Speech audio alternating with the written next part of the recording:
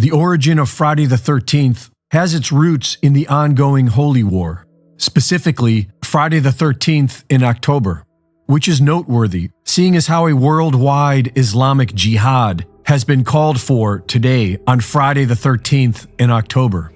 The Knights Templar gained wealth and power by fighting as mercenaries for the Catholic Church during the Crusades. Their headquarters was in the Al-Aqsa Mosque on the Temple Mount in Jerusalem, on Mount Moriah, where Abraham built an altar to sacrifice his son. King Solomon's Temple is a central component of all three Abrahamic religions, and especially in Western occultism.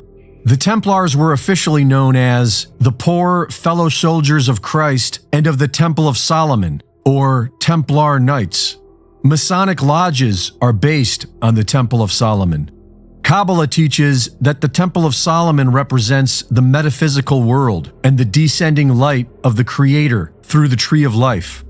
The Templar Knights wore white mantles with a red cross, a symbology that can be found throughout the history of the Catholic Church and its offshoots.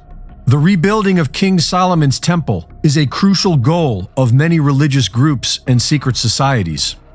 The Templars were not only expert warriors, they were also pioneers in an early form of banking, and arguably one of the world's first multinational corporations. They acquired land throughout Europe and the Middle East, including the island of Cyprus.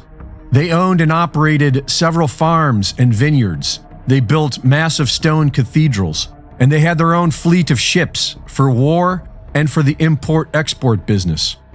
When Jerusalem was recaptured by Muslim forces in 1187, the Templars were forced to leave the Al-Aqsa Mosque on the Temple Mount, but they still managed many businesses and wielded much power. King Philip IV was deeply in debt to the Templars and began pressuring the church to take action against them. At dawn on Friday the 13th of October 1307, mass arrests were carried out against the Templars. Claims were made that the Templar recruits were forced to spit on the cross and deny Christ. They were accused of worshiping Baphomet and a mummified head believed to be that of John the Baptist. Dozens of Templars were burned at the stake, and the order was officially dissolved. The Temple Mount remained under control of Muslim forces until the British captured it in the Battle of 1917.